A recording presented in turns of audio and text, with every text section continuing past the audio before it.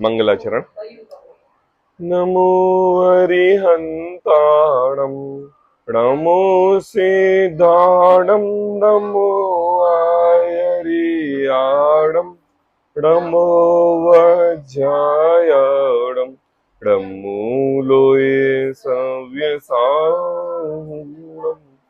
मंगलम भगवान वीरो मंगलम गौतमो गणि मंगलम कुंद कुंदाद्यो जैन धर्मोस्तु मंगलम सर्व मंगल मांगल्यम सर्व कल्याणकारक प्रधानम सर्वधर्माणां जैनम जयतु शासनम। मंगलमय मंगले करण बीतराग विज्ञान नमो ताहि जाते भय हरिहंतादि महान करि मंगल कर हो महान ग्रंथ करन को काम जाते मिले समाज सब भावे निज पद राज।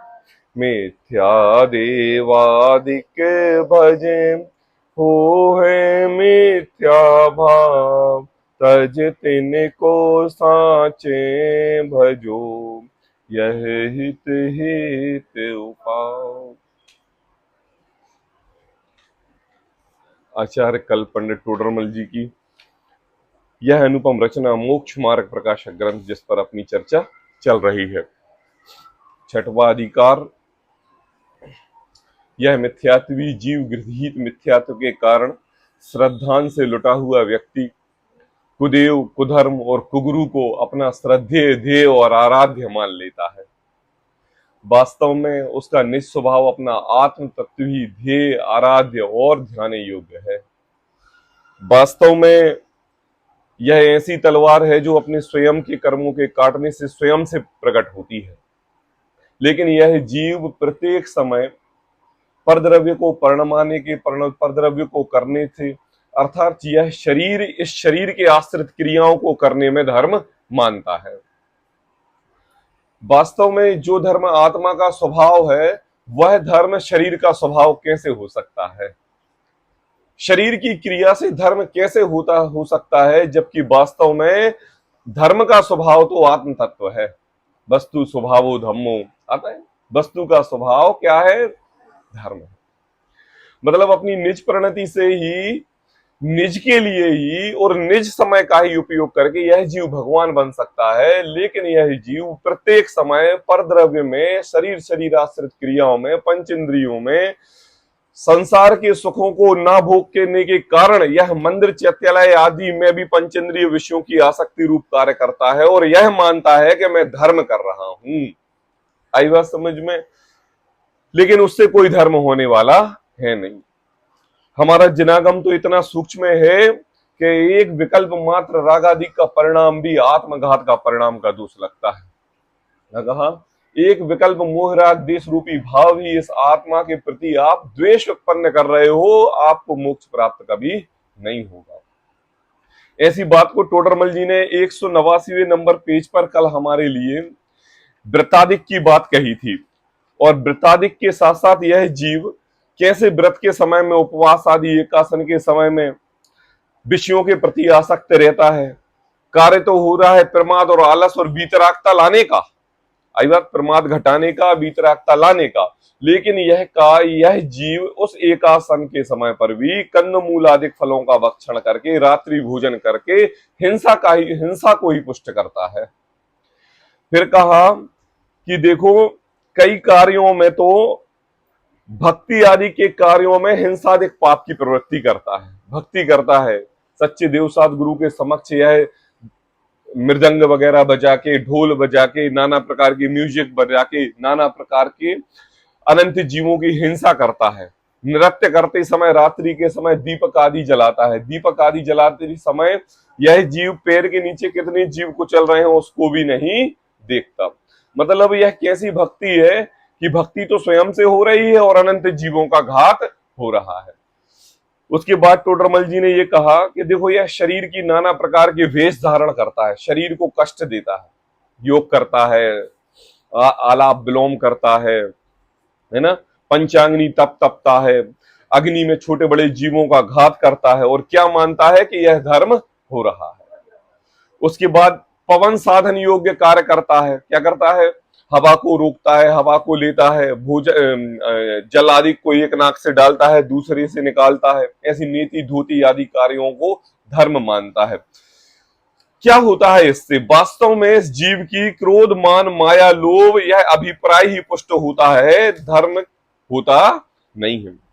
उसके बाद एक चीज और टोडरमल जी ने विशेष बात कही कि यह जीव इस लोक में तो गरीब है, और गरीब के कारण इसको एक वक्त का भोजन मिलना भी मुश्किल है, और भोजन न मिलने से इसका परिवार, इसके बच्चे कुपोषण से युक्त हो गए हैं, और अब दुखी है।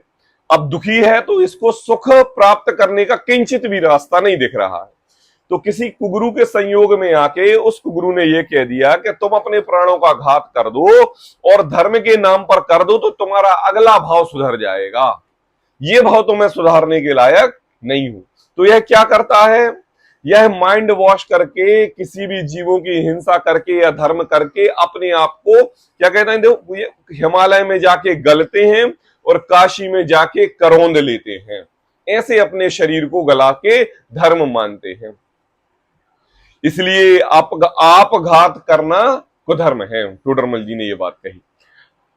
आज एक विशेष प्रकरण प्रारंभ होने वाला है, जो ये प्रकरण है कि काल दोष के कारण जैनी व्यक्तियों में कैसे अधर्म का कार्य करते हुए यह जीव धर्म मान रहा है। मतलब अब अपनी बात है, जैनियों की बात है, जिनके पास गुरु हैं, जिन देव हैं, जिन चैत्यालय और जिन शास्त्र साथ में रखे हुए हैं, और वो इन शास्त्रों को पढ़ते भी हैं, क्या करते हैं, पढ़ते हैं, समझते हैं, फिर भी वह जीव अधर्म के कार्य करते हुए उनको धर्म मानकर इसकी परिभाषा माने हुए। आज ये प्रकरण 3 पैराग्राफ में टोडरमल जी बता रहे हैं, पढ़ते हैं। देखो पेज नंबर 190, तीसरा पैराग्राफ। देखो काल दोष से, देखो काल का दोष, क्या दोष, काल का दोष। कैसा कहा, काल का दोष। काल का दोष मतलब ये पंचम काल है।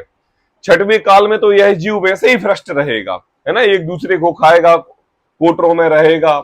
लेकिन यह पंचम काल का क्या है, पंचम काल यह जीव को क्षयोपशम अभी है, क्योंकि अभी चतुर्थ काल गया ना, तो थोड़ा सा उसका अंश इस काल में विद्यमान है। लेकिन काल दो से छठवां काल निकट है, तो यह काल अपकर्षण में जा रहा है, तो मतलब घटता जा रहा है, पंचम काल घटता जा रहा है और छठवीं की ओर बढ़ रहे हैं। तो क्या हो रहा है, काल दोष हो रहा है।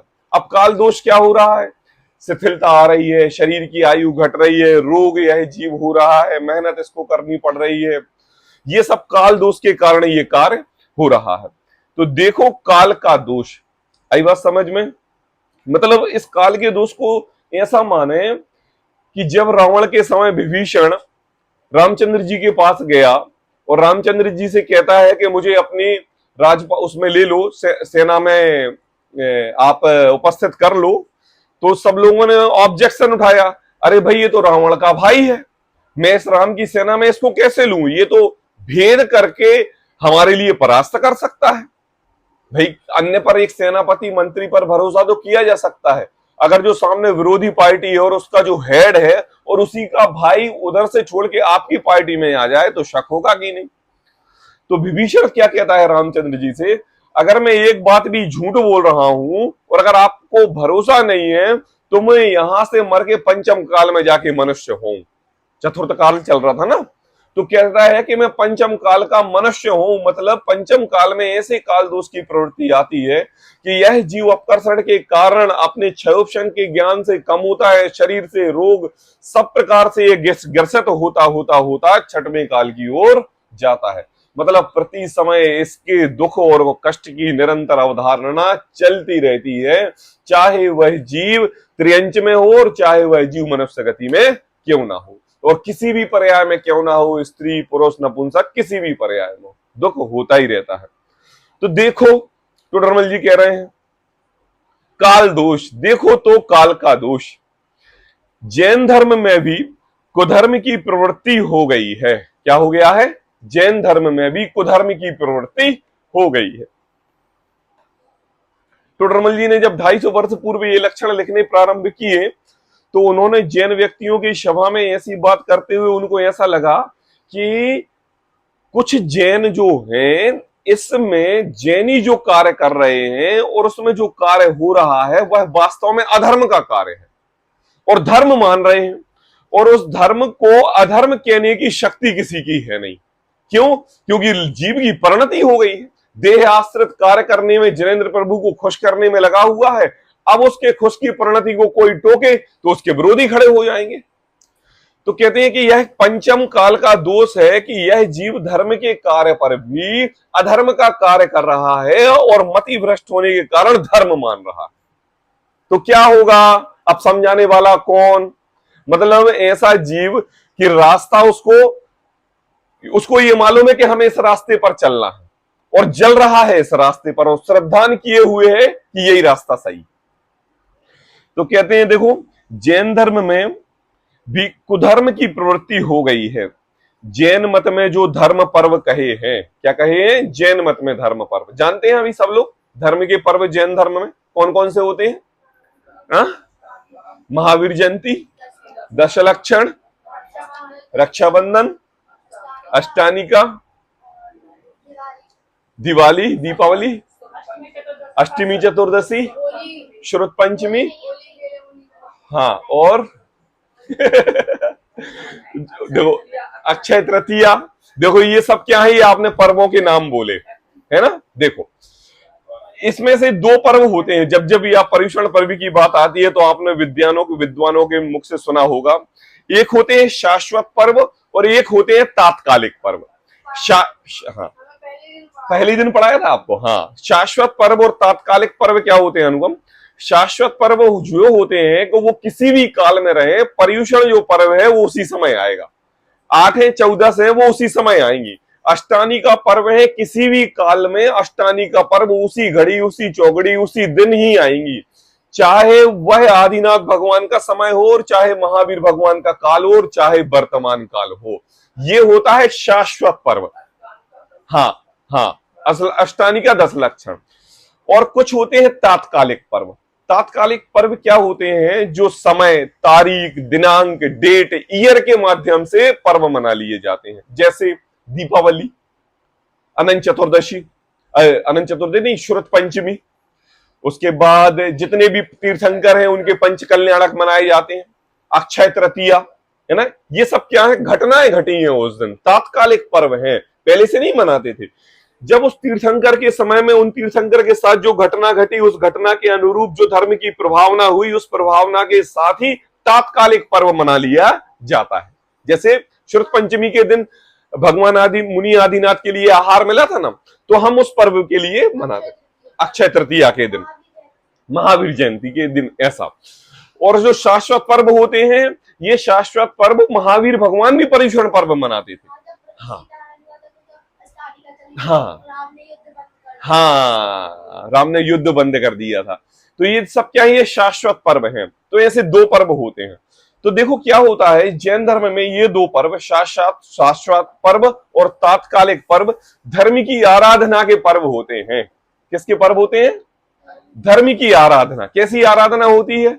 देखो इस समय पर यह जीव, जैसे हमारे वीतराग मुनि भगवंतों ने धर्म की इस ध्वजा को आगे लहराते हुए मोक्ष की प्राप्ति की ओर बढ़े, तो इन पर्वों के माध्यम से हम भी अपने अंतरंग में वह घटना का स्मरण करके और उस घटना के संयोगों को अपने संयोग के साथ जोड़कर यह महसूस करते हैं कि हे प्रभु, जैसी विडंबना आपके ऊपर आई और आपने उस विडंबना में किसी भी राग और द्वेष का परिणाम ना करके भगवान बने, ऐसे ही मैं भी इस संसार में किसी भी विडंबना पर राग और द्वेष ना करके भगवान बनूंगा।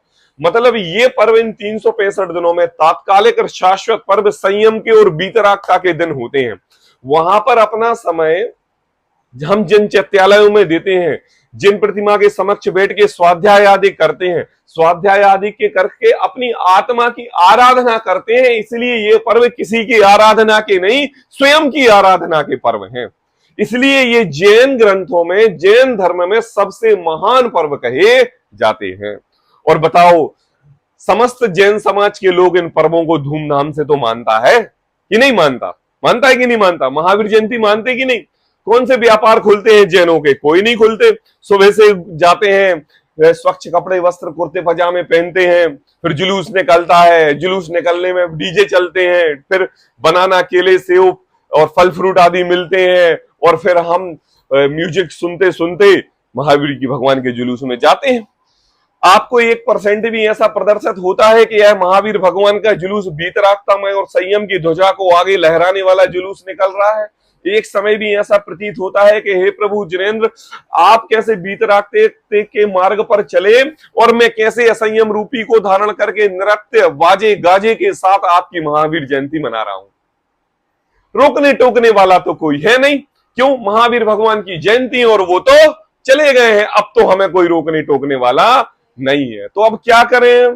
बोले हमारे लिए वीतरागता नहीं है। बोले क्या है? बोले पंचेंद्रिय विषयों के प्रति आसक्ति है। अब इन पंचेंद्रिय भोगों के विषयों के प्रति आसक्ति को हम धर्म मार्ग में कैसे लगाएं? तो उन्होंने यह द्रव्य क्षेत्र काल बदला। क्या बदला? घर से बैठ के मंदिर में चला गया, है ना, है ना, मंदिर में चला गया। स्वच्छ व्हाइट कपड़े पहनना तो रंग बिरंगे कपड़े पहन के चला गया। तो वहां पर भी इस जीव ने 5 इंद्रियों के विषयों के प्रति आसक्ति की। क्यों? क्योंकि यहां पर उसको वीतरागता नहीं छाई है, यहां पर इसको विषयों के प्रति आसक्ति छाई है। लेकिन मंदिर में तो विषयों के प्रति आसक्ति कर नहीं सकते, तो यह जीव टाइप चेंज करना चाहता है, अपने हिसाब से वातावरण बनाना चाहता है। भोजन आदि की क्रियाएं होंगी। अब देखो टोडरमल जी एक बात कहने वाले हैं कि जैन मत में जो धर्म पर्व कहे हैं वहां तो देखो विषय कषाय छोड़कर संयम रूप प्रवर्तना योग्य है। परिभाषा है ये पर्व की। क्या? विषय कषाय छोड़कर। विषय कषाय मतलब क्या? कौन बताएगा? विषय कषाय मतलब क्या? 5 इंद्रियों और 5 इंद्रिय के प्रति भोग, उसकी आसक्ति, ये विषय। कषाय क्या? क्रोध मान माया लोभ। आई बात समझ में ना? देखो समाज के कार्यों में पर्युषण पर्व पर ही मानी दानी वृत्ति व्यक्ति के लिए सम्मान पत्र दिया जाता है। दिया जाता है कि नहीं? तो ये पर्युषण पर्व जो होते हैं, ये जो समाज में दान दातार लोग रहते हैं उनको मान प्रतिष्ठा पर बढ़ाने का पर्व होता है, जिससे कि वह साल भर दान देते रहें। आई बात? जो विद्वान होगा उनका सम्मान किया जाएगा, जो पाठशाला पढ़ाएंगे युवक युवती तो उनका सम्मान किया जाएगा, जो मंदिर धार्मिक कार्यों में तत्पर रहेंगे कार्य कराने में उनका सम्मान किया जाएगा। मतलब यह जो पर्व पर्युषण पर्व अनंत चतुर्दशी के क्षमावाणी का विषयों के प्रति आसक्ति घटाने का और कषाय कम करने का था, उसी दिन भरपूर मात्रा में पंचेंद्रिय विषयों की आसक्ति के प्रति प्रवृत्ति और क्रोध मान माया लोभ के प्रति आसक्ति दिखाई देती है। नहीं देती दिखाई? कितने प्रकार के व्यंजन बनते हैं? नाना प्रकार के पंचेंद्रिय भोग हुए कि नहीं? कितने प्रकार के रंग बिरंगे स्टेज और मालाएं, फूल मालाएं सजाई जाती हैं। चक्षुरिंद्रिय का विषय हुआ कि नहीं, है ना? और मानपत्र देके क्रोध मान माया लोभ इन प्रवृत्तियों से उनको बड़ा चढ़ाकर बताया जाता है। तो जो पर्व संयम का पर्व होना था, जो पर्व वीतराग का पर्व होना था, जो पर्व विषय आसक्ति को घटाने का पर्व हो रहा था, इस जैनी व्यक्तियों ने, जैन अनुयायियों ने, जैन श्रावकों ने इन पर्व को, संयम के पर्व को असंयम की पर्व की तरह मान लिया है और कार्य कर रहा है धर्म का और हो रहा है कार्य अधर्म का। बताओ, आप उस व्यक्ति से बोल दो कि क्षमावाणी के दिन भोजन करना मंदिर में पाप है, मानेगा? नहीं, वो तो धर्म समझेगा। क्षमावाणी के दिन सम्मान पत्र देना पाप है, अरे कहां पाप है, वो तो धर्म है, मानो आप। लेकिन कार्य क्या कर रहा है? धर्म का ओढ़ा ओढ़ के कार्य हो रहा है अधर्म का। इसलिए ये बात टोडरमल जी को यहां कहनी पड़ी। कहते हैं कि देखो, तो विषय कषाय छोड़कर, कौन से पर्व? अष्टानिका, शाश्वत पर्व, तात्कालिक पर्व। आज भगवान महावीर जयंती के दिन भगवान महावीर सुबह 5:30 बजे, है ना, मोक्ष को प्राप्त हो गए कि नहीं? तो मैं आप सबसे पूछ रहा हूं, भगवान महावीर मोक्ष को प्राप्त हुए, निर्वाण को प्राप्त हुए, तो निर्वाण को प्राप्त होने और मोक्ष के प्राप्त होने में कोई अंतर नहीं है। निर्वाण को प्राप्त हुए तो कितने उनके श्रावक अभी तक उसी समय जाके निर्वाण को प्राप्त हो गए महावीर जयंती के दिन?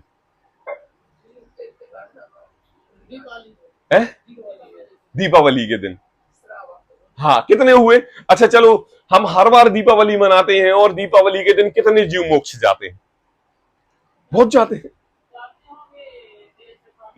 देखो, जहां पर संयम हो वहां पर तो चलो सोच सकते हो, और जहां पर नाच गाने पूर्वक जुलूस निकले, फलादी आदि बटे, एक साथ पूरे समाज का भोजन आदि हो, विषयों के प्रति आसक्ति हो, तो हम ये सोच सकते हैं कि कोई जीव मोक्ष जाएगा।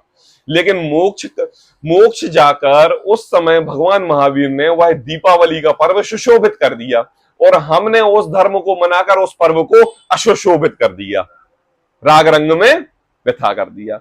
तो कहते हैं देखो, विषय कषाय छोड़कर संयम रूप प्रवर्तना योग्य है, उसे तो ग्रहण नहीं करते। क्या कहा? उसे तो ग्रहण नहीं करते, और वृतादिक का नाम धारण करके वहां नाना श्रृंगार बनाते हैं। अपनी बात कह रहे हैं, जैन व्यक्तियों की बात कह रहे हैं। क्या कहा? उसे तो ग्रहण नहीं करते। किसे ग्रहण नहीं करते? बोले विषय कषाय को नहीं छोड़ते और संयम रूप प्रवृत्ति नहीं करते।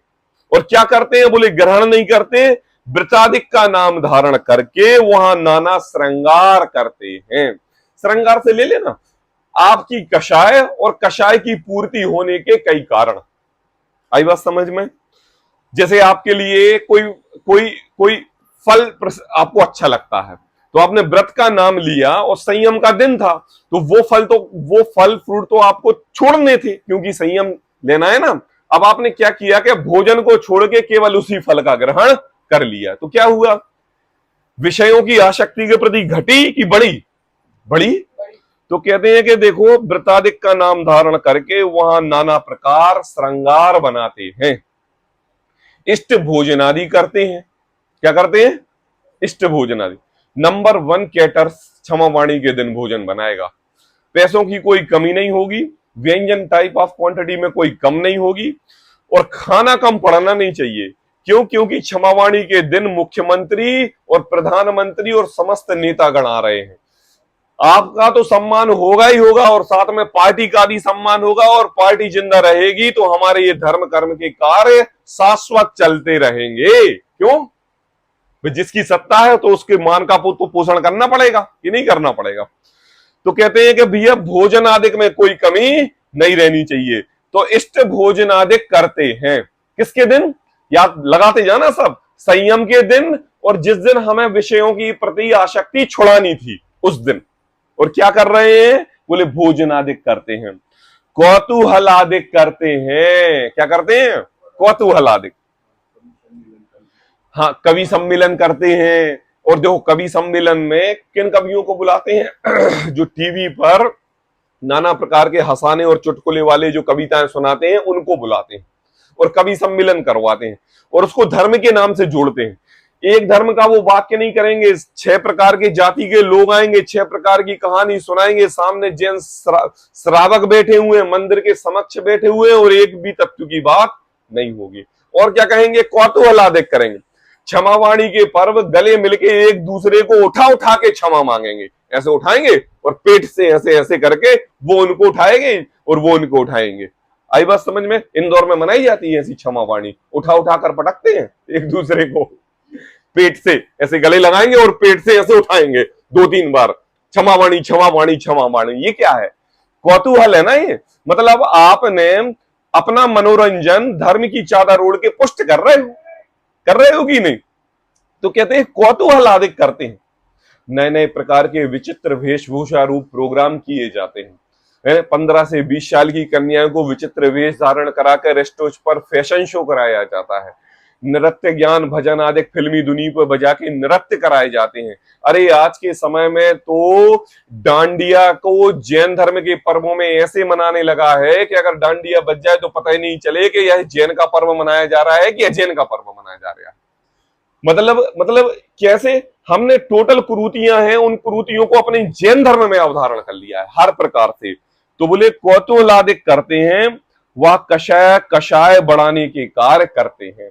कषाय कम तो होंगी नहीं, बढ़ेंगे ही, उससे क्या होता है? देखो, अब देखो टोडरमल जी क्या कह रहे हैं, जुआ इत्यादि महान पाप रूप प्रवर्तते हैं। क्या कहा? दीपावली मनाते हैं कि सब मनाते हैं दीपावली, और दीपावली तो संयम का दिन है।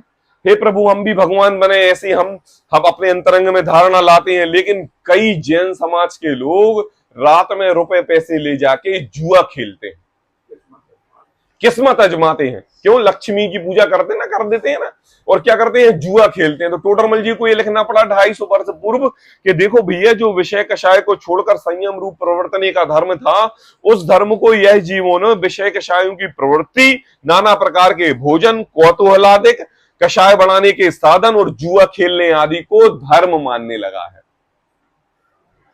अब मुझे बताओ, जुआ खेलेगा आदमी और दाव लगाएगा तो भगवान का स्मरण करेगा कि नहीं करेगा? अच्छा चलो, अब मैं आप सबसे पूछ रहा हूं, आप सब लोग दुकान जाते हो तो नमोकार मंत्र तो पढ़ते हो कि नहीं? अच्छा ये बताओ, जब आप गाड़ी पर बैठते हो और गाड़ी ड्राइविंग चालू करने के लिए स्टार्ट करते हो, तो जो सामने वो छोटी सी वो प्रतिमा जी लगी रहती है, तो आपके हाथ जाते हैं कि नहीं उधर? चलो नहीं जाते हो, आप स्वाध्यायी हो, तो नमोकार मंत्र तो अंतरंग में पढ़ ही लेते हो। अब मैं आपसे पूछ रहा हूं, आपका गाड़ी चलाने से और नमोकार मंत्र पढ़ने से, इसमें हमें वो संबंध बताओ, कर्ता कर्म संबंध बताओ। दुकान खोलने में और नमोकार मंत्र पढ़ के ताले, फोटो सब आदि के नमस्कार करने का इसका संबंध बताओ क्या? कैसे? जिसकी भी आप शुरुआत कर रहे हो, इसकी शुरुआत अच्छे से हो। अच्छा चलो ठीक है, मंगलाचरण कर रहे हैं। अब आप दो चीज दृष्टि रखना, हमारे इन पंच परमेष्ठीय प्रभुओं ने धर्म की आराधना करके संसार के प्रति राग छुड़ाकर, दुकानदार के स्त्री पुत्र मकान जमीन को छुड़ाकर भगवान बने। अब आप उसी दुकानदार के स्त्री पुत्र मकान गाड़ी घोड़ों को चलाने के पूर्व उन पंच परमेष्ठी का स्मरण करते हो जिनने तो उपदेश दिया है छुड़ाने का, और आप उनसे कामना कर रहे हो मांगलिक कार्य की बढ़ाने की। आई बात समझ में? मतलब आपने नीम की दतोन करके नीम के पेड़ के समक्ष खड़े होके आप उसमें से क्या निकले? गुड़ की डली निकले, ऐसी कामना कर रहे हो। क्या कर रहे हो? मतलब जिन्होंने बीतरागता का उपदेश देके संसार छोड़ा कि नहीं, घर परिवार राजपाट छोड़ा कि नहीं। आपकी दुकान ले लो और हमारे तीर्थंकर प्रभु का राजपाट ले लो, तो उन्होंने राजपाट छोड़ा कि नहीं? और आप दुकान खोलने के पूर्व उनका स्मरण कर रहे हो, मतलब आप उनसे ये आकांक्षा कर रहे हो कि हे प्रभु मेरी दुकान बढ़े, जबकि वो कौन है सामने आपके? जिन्होंने छोड़ी है। अब मैं आपसे पूछ रहा हूं, दुकान छूटेगी कि बढ़ेगी? छूटेगी। तो ये उल्टा कार्य हो गया कि नहीं?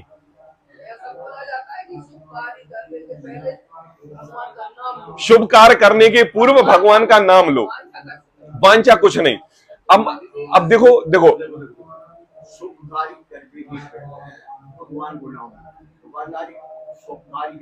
अशुभ कार्य है। देखो अब सुनो, देखो आपने मंगलाचरण करके शुभ कार्य करने के लिए मंगलाचरण किया, एक दुकान खुली और एक दुकान से 4 दुकानें खुल गई। पहले आपके पास 24 घंटे में 12 घंटे में 3 घंटे का समय था भगवान का स्मरण, देव दर्शन, स्वाध्याय करने का। लेकिन जब 4 दुकानें खुली तो 1 मिनट का भी समय नहीं मिला। आई बात समय? क्या नहीं मिला? 1 मिनट का समय। मरने की फुर्सत नहीं हुई, और अगर मरने की फुर्सत भी नहीं मिली तो ऐसी गति मिलेगी जहां सही में मरने की फुर्सत नहीं मिलेगी, एक श्वास में 8-10 बार मरोगे। तो कहते हैं कि देखो, जो मार्ग धर्म से छुड़ाने, जो मार्ग धर्म में लगाने का था, आपने उसमें मांगलिक करके धर्म को बढ़ाने, उसको अधर्म को बढ़ाने का कार्य कर रहे हो, और क्या समझ रहे हो कि मैं धर्म कर रहा हूं। ये उल्टी मान्यता है। अरे ये तो बड़ा पापी है, दुकान खोलने के पूर्व भी भगवान का नाम नहीं लेता। हाँ, भगवान महावीर के मंदिर में हाथी लगाने से बच्चे हो जाएंगे, ये जैन धर्म में होता है बाबा, सभी जगह। तो सोच लो कि ये अजैनों की कुरीतियां इन जैन में घुस गई हैं, और इस जैन में इस जीवों ने उसमें श्रद्धा मान लिया है। आपने पंचेंद्रिय के प्रति आसक्ति की, स्त्री पुत्र मकान जमीन जायदाद की वांछा की, मतलब आपने कषायों का पोषण किया। वास्तव में यह बीतरागतामय धर्म, संयम का धर्म, बीतरागता को प्रगटाने, संयम को धारण करने का है, कषायों को प्रगटाने का नहीं है। और हम उन कार्यों में धर्म मान रहे हैं, यह सबसे बड़ा अधर्म है। पैसे आते तो सिर पे लगाते हैं। हाँ, पैसे आते तो सिर पे लगाते हैं लोग। हाँ देखो, उसे तो ग्रहण नहीं करते और वृताधिक ये तो पढ़ लिया अपन ने, जुआ इत्यादि का महान पाप रूप प्रवर्तते हैं। आगे देखो, तथा पूजनादि कार्यों में उपदेश तो यह था कि पूजन पूजन करते हैं ना, पूजन अष्टद्रव्य से पूजा करते हैं ना, तो उसमें उपदेश तो क्या था, सुनो। यहां पर बृहत स्वयंभू स्त्रोत का एक श्लोक है, सभी पढ़ेंगे। सावध्य, ये नीचे से पढ़ेंगे, नीचे लिखा हुआ है, देखो सबसे नीचे, पूज्यम जिनम तत्वतो जनस्य सावध्यलेशो बहु पुण्य राश दोषाय नालम कणिका विशस्य नादूषिका शीत शिवांबुराशौ। देखो, सावध्य लेशो बहुपुण्य राशौ दोषाय नालम। आई बस याद रखना क्या कहा, देखो, बहुत पुण्य समूह में पाप का अंश दोष के अर्थ नहीं है। क्या कहा, देखो समझो बात के लिए। अनुपम, एक उदाहरण देता हूं मैं। अपन व्यापार करते हैं कि नहीं, किसके लिए करते हैं, आजीविका चलाने के लिए। तो आप व्यापार उतना ही करना चाहिए कि जितनी आजीविका चल सके। आई बात समझ में, क्योंकि एक लौकिक में एक बहुत अच्छी बात बताई जाती है, पुत्र को पुत्र सो का धन संचय और पुत्र सो का धन संचय। आई बात, लेकिन हम इस बात को मानते नहीं है और क्या करते हैं, परिग्रह इकट्ठा करते हैं। अब उस परिग्रह इकट्ठा करने में जब अनुपम अनुराग अपन व्यापार करते हैं तो उसमें से कुछ अंश डूबत खाते में डालते हैं। कैसा कि भाई अगर हम 10 लाख का टर्नओवर कर रहे हैं तो हम 20,000 रुपए डूबत खाते में डालेंगे कि ये पैसे तो डूबेंगे ही डूबेंगे, चाहे लोग उधारी में डुबोले पैसे, चाहे वह स्टॉक डेड हो जाए, चाहे वह स्टॉक खराब चूहे आदि के द्वारा कतरिया जाए या फैशन में चला जाए। अब मुझे बताओ, जब हम यह मानसिकता स्विच कर उधर बैठते हैं तो जब वो 20,000 का नुकसान हमारे लिए होता है तो कितने दुकानदार जीवों के लिए दुख होता है, बताओ आराम, होता है दुख, नहीं होता? क्यों नहीं होता? क्योंकि आपने खरीद बिक्री में उतना 20,000 रुपए का परसेंटेज ऑफ मार्जिन लेके चल रहे हो, आधा परसेंट, और आधा परसेंट वह प्रॉफिट के साथ इंक्लूड होते होते आपने वह 20,000 रुपए कवर कर लिया। अब जब कवर कर लिया और आपने एक श्रद्धान में तो रख के ये 20,000 जाएगा ही जाएगा, तो वह चला गया। आई बात समझ, और चलो नहीं भी गया तो आपने 20,000 रुपए का दान दे दिया कि नहीं, भाव आ जाते हैं दान देने के। तो मुझे बताओ, आप एक भी परसेंट दुखी नहीं होते ना, है ना, नहीं होते ना, रंच मात्र भी आपके माथे पर सिलवटें नहीं आती ना, नहीं आती। कितना साधर्मी और स्वाध्यायीपना हम वहां पर प्रदर्शित करते हैं। इसी बात को दृष्टांत देकर यहां पर स्वयंभू स्त्रोत में उदाहरण दिया है कि देखो, बहुत पुण्य समूह में जिन मंदिर में बैठकर जिनेंद्र भगवान के समक्ष विराजमान होकर अष्टद्रव्य से पूजा करके स्वाध्याय करके समस्त सांसारिक कार्यों का निषेध करके बहुत सारा पुण्य अर्जन का काम हो रहा है। घर में बैठ के तो अष्टद्रव्य से पूजा नहीं होती, घर में बैठकर तो स्वाध्याय नहीं हो पाता, शोर होता है, बच्चे ऊधम करते हैं, नाना प्रकार के वाद्य यंत्र बजते हैं, तो हमें ऐसा लगता है कि हमें विघ्न हो रहा है। और जब हम जिन मंदिर में जाते हैं तो शांति होती है कि नहीं, बिल्कुल शांत होते हैं। जितने भी श्रावक लोग जाते हैं वो अपने अष्टद्रव्य से पूजा शांत तरीके से करते हैं, और जो भी श्रावक होते हैं वह स्वाध्याय भी बिल्कुल शांत तरीके से बैठते हैं। आपने ना पिन ड्रॉप साइलेंस, बिल्कुल एक सुई भी गिरे तो उसकी आवाज आती है जिन मंदिर में। आपको याद होगा, यहां भी चिड़ियां चहचहा रही हैं लेकिन हमें सुनाई नहीं दे रही हैं। आप मंदिर जाओ तो वहां पर चिड़ियां चहचहाने की आवाज आएगी आपको। तो क्या है, बोले ऐसे धर्म के क्षेत्र पर जहां पर शांति का अनुभव होता है, जिनेंद्र देव समक्ष बैठे होते हैं, वहां पर जिन मंदिर में कदम रखने के मात्र से हमारे लिए एक आत्मानुभूति टाइप की प्रकट होती है। और वह चैत्यालय, जिन मंदिर, जिन देव, जिन शास्त्र ऐसी जगह है जहां पर इस जीव के विषय कषायों से आसक्ति छूटकर संयम की तरफ यह दौड़ता है, तो वहां पर पुण्य बहुत अर्जित होता है कि नहीं, और पाप किंचित होता है। कैसा पाप किंचित, मान लो थोड़ी सी पूजन करते हुए हमारा मन विचलित हो गया और घर पर चला गया कि मैं गैस बंद करके आई थी कि नहीं, फिर मुझे याद आया अरे मैंने तो कर दिया था, और फिर समेट के मंदिर में आ गया। प्रवचन सुनते सुनते बच्चे उठ गए होंगे और उठ गए हों, इतनी मन गया और फिर समेट के आ गया। अब मुझे बताओ, यही कार्य अगर आप घर में बैठ के करो तो प्रत्येक समय आपका मन पूरे अनंत सागर में भ्रमण करता रहे, और मंदिर में जब जिनेंद्र देव के प्रभु समक्ष होके आप जिनवाणी स्वाध्याय जिन पूजन करोगे तो उस समय आपका पूरा विचार घूम फिर के तुरंत आ जाएगा। क्यों? शांति है, संयम का घर है, वहां पर हमें वीतरागता दिख रही है, हमें संसार की असारता दिख रही है, इसलिए हम जिनेंद्र प्रभु के दरबार में बैठे हुए हैं। तो पुण्य ज्यादा होता है और पाप कम होता है। क्या होता है? पाप कम होता है। ऐसे होता है ना, दुकान में प्रॉफिट कितनी होती है? बहुत, और नुकसान कितना होता है? ज्यादा। और जब नुकसान ज्यादा कम होता है ना तो हमें उस पर ध्यान नहीं जाता। ऐसे जब हम पुण्य का अर्जन ज्यादा करते हैं ना तो कुछ पाप का कार्य भी हो जाता है ना, तो हमारे इस कर्म सिद्धांत की पद्धति ऐसी है कि उन कर्मों का बंधन और प्रकट करने की शक्ति भी थोड़ी थोड़ी होती है। आई बात समझ में? थोड़ी होती है, उस पर हम ध्यान नहीं देते। ठीक है बात? एक बात समझ में आई। अब देखो, बहुत पुण्य समूह में जिनेंद्र देव के समक्ष बैठकर हमने बहुत पुण्य का अर्जन किया, वहां पर पाप का अंश का दोष का अर्थ नहीं है। पाप का अंश दोष के अर्थ नहीं है। थोड़ा सा जो पाप हुआ ना, अभिप्राय में नहीं था, हमारा श्रद्धा नहीं था, लेकिन हो गया पाप। जैसे मान लो आप अष्टद्रव्य से पूजा कर रहे हो और एक जल चंदन का अक्षत आया, आपने अक्ष की जगह पुष्प चढ़ा दिए, तो कुछ भगवान कहेंगे आपसे आके, अच्छा आपकी श्रद्धा में कोई खोट थी क्या कि नहीं हम ये ऐसा, लेकिन हो गई गलती, वहां पर उस पाप का कोई दोष नहीं है। तो कहते हैं कि पाप का अंश का दोष अर्थ नहीं है। आई बात समझ में? इस छल द्वारा पूजा प्रभावनादि कार्यों में अब क्या लिया इस जीव ने? अब क्या लिया? अब देखो उल्टा कर लिया इसने। क्या कर लिया? हाँ, ऐसा छल ग्रहण करके इस जीव ने, संसार के समस्त श्रावकों ने क्या किया? बोले प्रभावना आदि कार्यों में। कैसी प्रभावना? स्वाध्याय में, पूजन में, व्रतादिक में, संयम में, धर्म आराधना में, महावीर जयंती आदि के जुलूसों में, क्षमा वाणी के दिन, इन दिनों में रात्रि में रात्रि के समय में दीपक जलाया। वह अनंत कायादिक के संग्रह द्वारा, अनंत काय के जीवों के, एक इंद्रिय, दो इंद्रिय, तीन इंद्रिय, चार इंद्रिय, पंच इंद्रिय जीवों को उत्पन्न किया।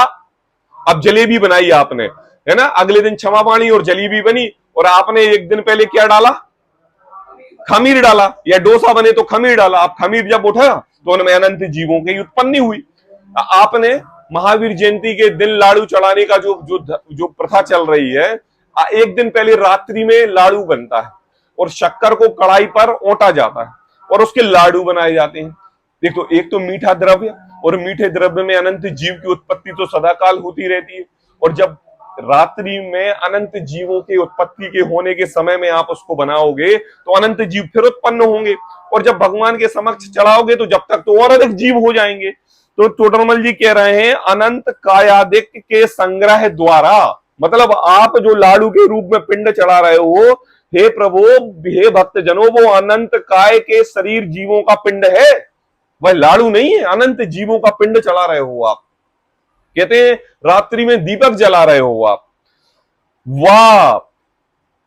अयत्नाचार प्रवृत्ति से हिंसादि रूप पाप तो बहुत उत्पन्न करते हैं। अयत्नाचार प्रवृत्ति कैसी? अयत्नाचार प्रवृत्ति, बिना सोचे समझे। जैसी तेज म्यूजिक बजा और तुरंत उठे और चमर उठाए और भक्ति करने लगे। भक्ति में क्या आ रहा है ये पता नहीं, हम पूजन में क्या पढ़ रहे हैं ये पता नहीं, क्या लाइनें आ गई, क्या बीतरागता की कोई लाइनें, प्रभु पतित पावन है मैं अपावन चरण आयो शरण जी, मतलब क्या भावना भाई जा रही है, उसकी भावना की हमारे लिए कोई खबर नहीं।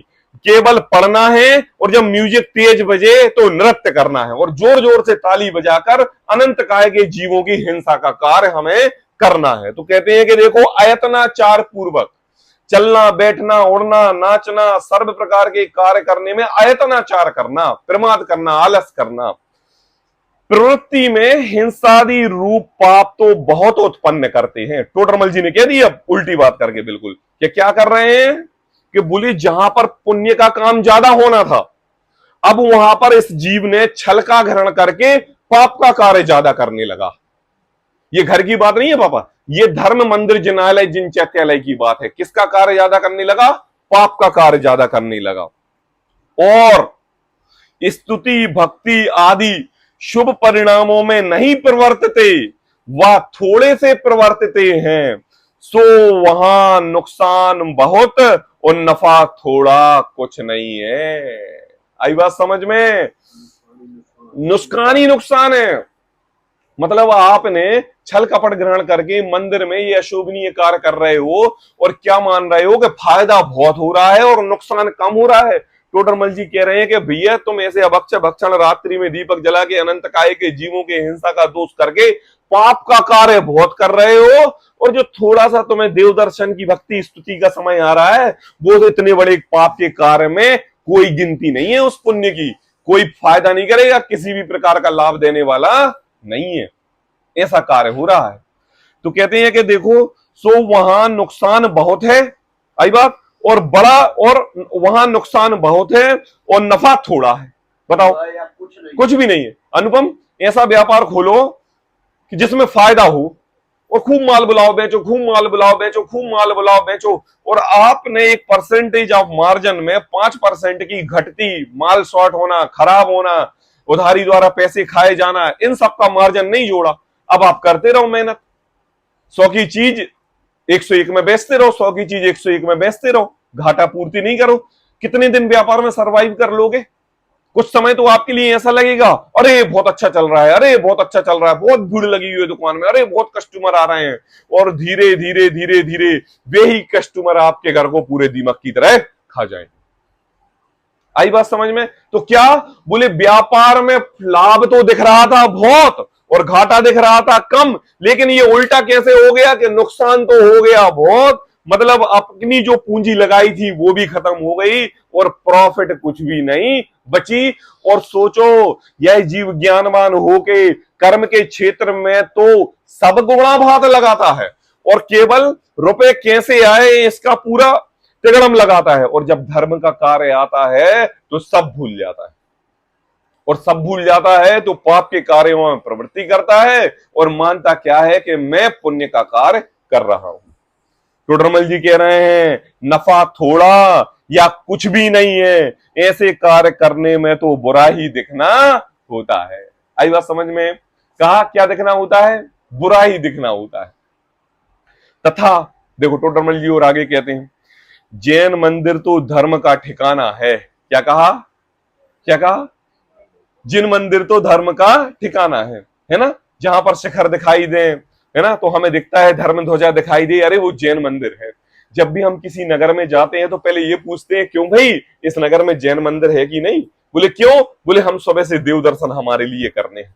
और जैन मंदिर में एक साधारण व्यक्ति जैन मिलेगा ना, चाहे वो द्रव्य क्षेत्र कालवा कोई भी हो, चाहे वो भारत हो, चाहे वो पाकिस्तान हो, चाहे वो अमेरिका लंदन कनाडा हो, अगर आपको एक जैन व्यक्ति मिल गया और उसने कह दिया मैं जैन हूं, चाहे वो श्वेतांबर हो चाहे दिगंबर हो, तो आपके अंतरंग में ऐसी प्रसन्नता उत्पन्न हो जाती है कि ये तो मेरा साधर्मी भाई है। आई बात, एक जैन कहने से मात्र, आपका उससे कोई संबंध नहीं, एक जैन कहने देने मात्र से आपको ऐसा लगता है कि ये मेरा भरोसे का व्यक्ति है, ये मेरा साधर्मी भाई है। तो कहते हैं बोले जैन मंदिर तो धर्म का ठिकाना है। 2465 दिन जब हम इस घर गृहस्थी में रह के एक 10-5 मिनट के लिए मंदिर जाते हैं तो मंदिर में हमें कितनी शांति मिलती है। ना कोई दुकान की चिंता, ना कोई स्वाध्याय में भी बैठते हैं तो ऐसे बैठते हैं हो ऐसा कैसा समय आ गया और मैं आज जिन मंदिर आ गया और जिन मंदिर में मैं बैठा हूं। तो क्या है? धर्म का ठिकाना। मतलब कैसे? अगर एक समय के लिए शांति चाहते हो तो वह धर्म के क्षेत्र पर ही मिलेगी, जिन मंदिर में ही मिलेगी, आगे कहीं मिलने वाली नहीं है। तथा वहां नाना कुकथा करना, बातचीत करना, महिलाएं आपस में बैठ के एक दूसरे की बुराई करना, पुरुष आदि मंदिर गए तो भगवान के देव दर्शन तो 1 मिनट व्यवस्थाओं की करना, ये शिखर ऐसा, ये दीवार ऐसा, इस पेंट को ऐसा, फलाना मिस्त्री आएगा, अपन ऐसा करेंगे, स्वर्ण पालिश चढ़ाएंगे, वेदी के पीछे भामंडल जयपुर से मिस्त्री आ रहा है, वेदी को स्वर्णमय बनाएंगे, पूरे भारतवर्ष में ऐसी वेदी नहीं मिलेगी, प्रतिमा को ऐसा करेंगे, ये सब व्यवस्थाओं में लग जाना क्या है। देखो वहां नाना कुकथा करना, ये श्रावकों की बात कर रहे हैं जो जीव जैन मंदिर जाते हैं, किसके लिए? शांति प्राप्त करने के लिए, और वहां पर भी सामाजिक प्रपंचों में पढ़कर राजनीति करते हैं, एक दूसरे की बुराई करते। वहां नाना कुकथा, इसको कथा नहीं बोलते, क्या बोलते हैं? कुकथा। सोना इत्यादि प्रमाद रूप बरतते हैं, क्या करते हैं? सोना। अब क्या करें, घर में बच्चे हैं और सो पाते नहीं है रात में 12-12 2-2 बजे तक, तो पूजा की थाली लगाई और ऐसे पकड़ा और बस, और ज्यादा से ज्यादा क्या हो गया, हाथ में माला ली, ये क्या हो गया? सोने का कार्य हो रहा है। और ज्यादा से है अगर कोई सभा चल रही है और प्रवचन आदि हो रहे हैं तो पीछे जाके ऐसे कोने में बैठे कि लोग समझे कि स्वाध्याय सुन रहे हैं, और वहां पर 2-3 मूर्ति की तो उनकी नींद पूरी हो गई कि नहीं हो गई? नमोकार मंत्र पढ़ते पढ़ते सो गए। अच्छा, तो देखो सोना इत्यादि, सोना मतलब नींद लेना, इत्यादि प्रमाद रूप प्रवर्तते हैं, क्या प्रमाद? आलस्य प्रवर्तते हैं। कहां पर? अरे जिन मंदिर तो धर्म का ठिकाना है, टोडरमल जी कह रहे हैं सदवाक्य, जिन मंदिर तो धर्म का ठिकाना है। अरे तुम्हें नींद आ रही थी तो घर ठीक था, प्रमाद आ रहा था तो घर ठीक था। अरे जिन मंदिर जा रहे हो मतलब तुम्हारे अंदर सजग बीतरागता प्रकट होने का कारण है की भावना हुई है, तब जिन मंदिर आए हो। और उस जिन मंदिर में आकर तुमने क्या किया? बोले तुम सोए और प्रमाद का कार्य किया। तथा वहां बाग बाड़ी इत्यादि बनाकर, क्या? बाग बाड़ी है ना, फूल लगाएंगे, पुष्प लगाएंगे, घास फूस लगाएंगे, वृक्ष लगाएंगे इत्यादि बनाकर। अभी मैं वहां गया था ना देवली, तो देवली के पास एक तीर्थ क्षेत्र है जहाजपुर। आप जहाजपुर तीर्थ क्षेत्र में जाएंगे तो आपको जहाजपुर देख के ऐसी फीलिंग होगी कि ये तो एक 5 स्टार होटल है। जिन मंदिर आपके लिए नहीं लगेगा, जिन मंदिर जब लगेगा जब आप वेदी के समक्ष खड़े होंगे, और बाहर का वातावरण देख के आपको फूल, बागान, पेड़ पौधे, घास फूस, झरने, सर्व प्रकार का वातावरण ऐसा लगेगा कि जैसे होटलों में जाते ना, ऐसा वातावरण आपके लिए लगेगा। तो टोडरमल जी कह रहे हैं कि बोले जो धर्म क्षेत्र पे एक इंद्रिय जीवों के एक हिंसा मात्र से दोष लगने का कारण था, वहां पर आपने अनंत जीवों की उत्पत्ति की, और लोग चल रहे हैं, घास पर दौड़ रहे हैं, पिकनिक स्पॉट बना लिया है, बैठ रहे हैं, भोजन आदि कर रहे हैं, जिन मंदिर अंदर जा नहीं रहे हैं, और बाहरी वातावरण में शाम के समय हरियाली का आनंद ले रहे हैं, झरने आदि का। और तो और जब शाम को 6 बजे और जब हमने उस तीर्थ क्षेत्र की लाइटें देखी, क्या देखी? जगमगाती हुई लाइटें, चकाचौंध कर देने वाली लाइटें, ऐसा प्रतीत हो रहा था कि अरे ये तो जैन मंदिर नहीं, पता नहीं कहां आ गए। अच्छा, लोग कहते हैं कि लाइटें जल जाएंगी उसके बाद जाना, मतलब जिनेंद्र प्रभु से ज्यादा महिमा तो जो वहां पर सौंदर्यकरण की गई है उसकी है। आई बात समझ में? अरे टोडरमल जी कह रहे हैं कि देखो बागवाड़ी है, फूल, अरे गुलदस्ता, ये सब लगाना इत्यादि बनाकर क्या करते हो? भगवान को पसंद है, भगवान चाहते हैं ग्रीनरी लगाओ, भगवान चाहते हैं पेड़ पौधे लगाओ, भगवान चाहते हैं कि मेरे मंदिर को, गांव का नाम जहाजपुर है तो जहाज की तरह बनाओ। उन्होंने कहा अरे आपकी ये पंचेंद्रिय भोगों के प्रति आसक्ति थी, और आपको ऐसा सौंदर्यकरण पसंद था, आपको ऐसे नेत्र इंद्रिय के पोषण के लिए लाइटें पसंद थी, ऐसे आपको स्पर्श इंद्रिय के पोषण के लिए घास फूस आदि पसंद थी, और आपको धर्म का कार्य करते करते धर्म का उड़ा पहना और विषय कषाय का पोषण करते रहे। क्या करते रहे? विषय कषाय। धर्म के नाम पर कोई मना नहीं करेगा, क्यों? क्योंकि इंद्रियां तो हमारी और हमें पोषण करना है, और पोषण को जब हम ऐसे रूप में प्रदर्शित कर देंगे भगवान के नाम पर तो पोषण होता रहेगा। तथा लोग भी मिल जाते हैं। कैसे लोग मिल जाते हैं? लोभी पुरुष को गुरु मानकर दान आदि देते हैं। आपका नाम लिखा जाएगा स्वर्ण पत्रों से, जो गेट है ना, गेट पर आपका नाम लिखा जाएगा, पद्म भूषण, दानवीर, कर्ण, भामा, शाह आदि के नाम से अलंकृत करेंगे आपके लिए। ऐसा करो आप हमारे लिए। तो बोले लोभी पुरुष को गुरु मानकर दाना देते हैं, वह उनकी असत्य स्तुति करके, क्या करके? असत्य स्तुति करके महंतपना मानते हैं। बात करेंगे वीतरागता की, हाँ? और करेंगे राग का काम, और क्या मानेंगे, अरे मैं तो वीतरागता की बात कर रहा हूं। इत्यादि प्रकार से विषय कषायों को तो बढ़ाते हैं और धर्म मानते हैं। उल्टा नहीं हो रहा है, क्या कर रहे हैं, इत्यादि प्रकार से विषय कषायों को बढ़ाते, है ना, और मान क्या रहे हैं, धर्म। परंतु जिन धर्म तो वीतराग भाव रूप है। टोडरमल जी कह रहे हैं, क्या कह रहे हैं, अरे भाई जिन धर्म तो पहले कहा था ना, विषय कषाय छोड़कर संयम रूप प्रवर्त करना एक, और दूसरा जिन धर्म तो वीतराग भाव रूप धर्म है। क्या जैन किसे कहते हैं, जो जिनका भक्त सो जैन। हे प्रभु, जैसे आपने अपने अंतरंग में सम्यक की प्राप्ति की और मैं आपके बताए हुए मार्ग पर चल रहा हूं, इसलिए मैं जैन हूं। मैं कोई पैदा जैन कुल में हो गया इसलिए मैं जैन नहीं हूं। वीतराग स्वभावी जैन धर्म है। इस संसार से परमात्मा बनने का मार्ग इस जैन धर्म में बताया जाता है। संसार के जितने भी तीर्थंकर अन्य धर्म में पैदा होकर जैन धर्म अंगीकार करके वीतरागता में स्वभाव पार्वक प्राप्त करके तीर्थंकर हुए, और हम उस वीतरागता को भूलकर अन्य धर्मों के बताए हुए कर्मों को करते हुए क्या मान रहे हैं कि मैं धर्म कर रहा हूं। आई बात समझ में। तो कहते हैं परंतु जिन धर्म तो वीतराग भाव रूप है। ऐसा भाव रूप है जैसे वस्तु का स्वभाव धर्म है, अपने इस जीव तत्व का स्वभाव ज्ञान दर्शन है।